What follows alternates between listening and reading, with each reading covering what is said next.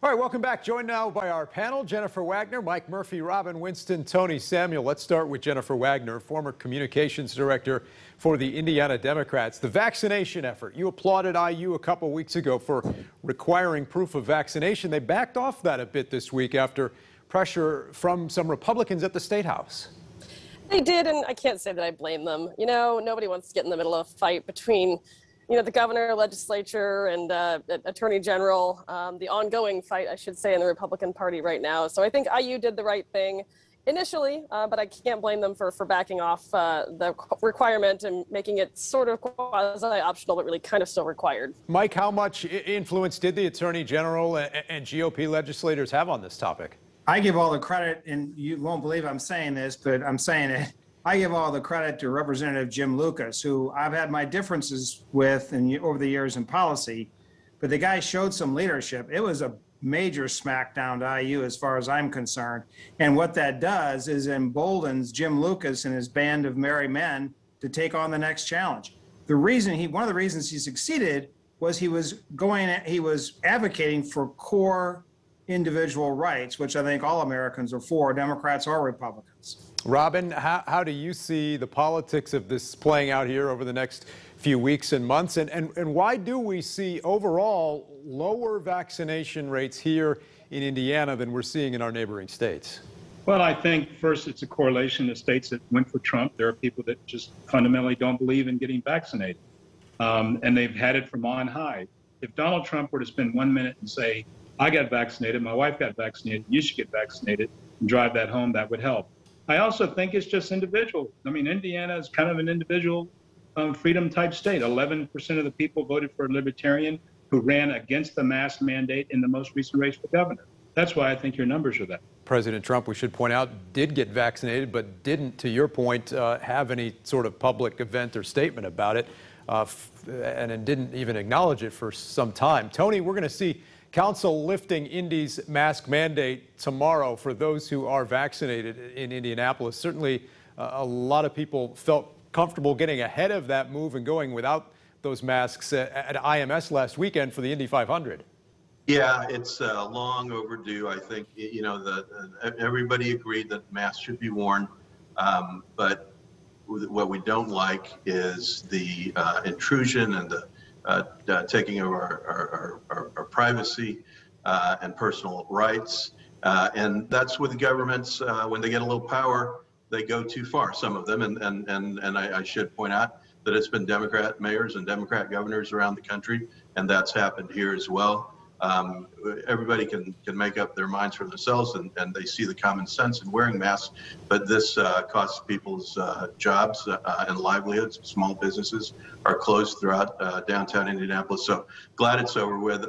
Just to Robin's point, I'm guessing he doesn't watch Hannity, but I saw President Trump on Hannity the other night talking about getting vaccinated and encouraging people to do so. So I know he has made public statements to that effect. There you go. Let's talk about former Vice President Mike Pence now. He's moved back to Indiana. He was at the 500 last weekend, but this past week he was in New Hampshire. He's been to South Carolina as well, perhaps laying the groundwork for 2024, looking a couple of years down the road here. But Mike, exactly how strong, how viable do you think he would be in a Republican primary after everything that's happened here this past year? I still think he's number one, and he's number one until he decides he's not number one anymore. He has the best fundraising networks. He has universal name ID. He gets media attention, and he does a very good job of walking that fence line between being a Trumpista and appealing to the right of center, what I would call normal Republicans.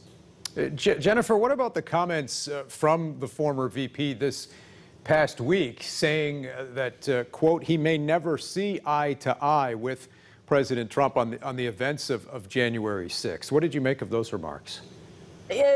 Bizarre.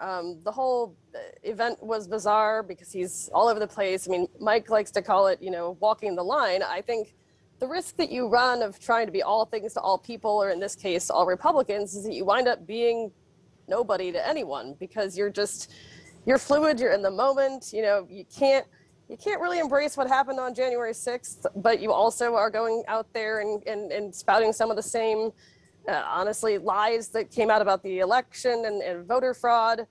He's, carrying forward this critical race theory bogeyman that Donald Trump started, honestly. And it's a little bit ridiculous to watch him shapeshift and think that he could still be a top contender in 2024. There's a lot of time between now and 2024. Yeah, no doubt about that. A lot was made this week, too. A lot of bizarre, troubling comments from the likes of Michael Flynn, even the former president reportedly talking to people about the possibility of somehow being reinstated. Do you think it's comments like that, Tony, that have Pence perhaps trying to separate himself somewhat now? Well, I think if Vice President Pence wants to run, and I'm guessing that he does want to run in 2024, that there's got to be a point where he does separate.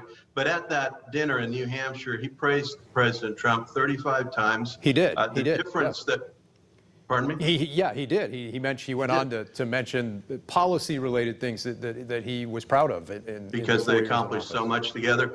What we're talking about here, as far as their difference on the January 6th episode, is that Republicans wanted to hold a 10-day commission to look into certain factors of the election.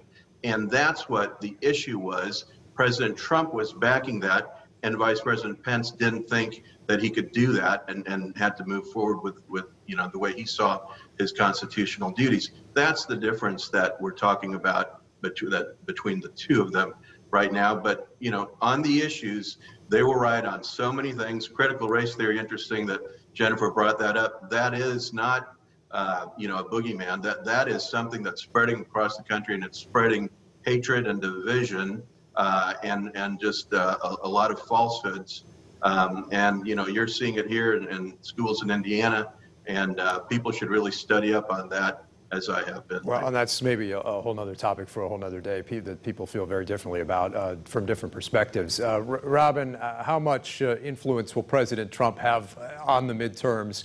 Even if he never runs again for president, how much influence will he have on primaries here in Indiana and elsewhere, including that race for governor and what will likely be a really crowded GOP primary 3 years from now? Well, I think he'll have impact where he has clout. Where he does not have any clout are in these very competitive House seats that are in Congress. He's not going into the suburbs outside of Philadelphia where they have to pick up seats. He's not going to Northern Virginia where they should have that seat and they don't. He is not having an impact where the race has to flip to change the balance. So what are they doing? They're counting ballots again in Arizona. They're going to redraw lines because they know they can't win at the polls. And I think that's where Donald Trump is weighing all of his options, but he'll go to nice, safe places and campaign for Jim Banks and people like that. That's easy. We talk about Donald Trump, we talk about Mike Pence, we talk about January 6th. Mike, what did you make of this vote on the January 6th commission? We heard earlier from Senator Mike Braun, who opposed that commission, but wasn't actually there for the vote. What do you make of his remarks on that? Well, I think generally speaking, he's certainly entitled to his opinion. He's a U.S. senator, and I'm not. So, but I will say generally that there were, as I recall the number, 6 courageous U.S. senators in the Senate on the Republican side, and I think there were 35 courageous House members who voted for that commission. How can you have an insurrection that attempts to take over the Capitol and hang the sitting U.S. vice president and not have a commission or some kind of investigation to figure out what the heck happened there? I think it's sad, and it shows the sycophant nature of many of the congressmen, that they are afraid to death to tick off Donald Trump. We've got to leave it there. Guys, thanks. We'll see you in a minute. Coming up this Sunday in Focus, Marion County health officials talking about last weekend's race at IMS, the largest event anywhere in the world since the start of the pandemic. Stick around. We'll be back right after this.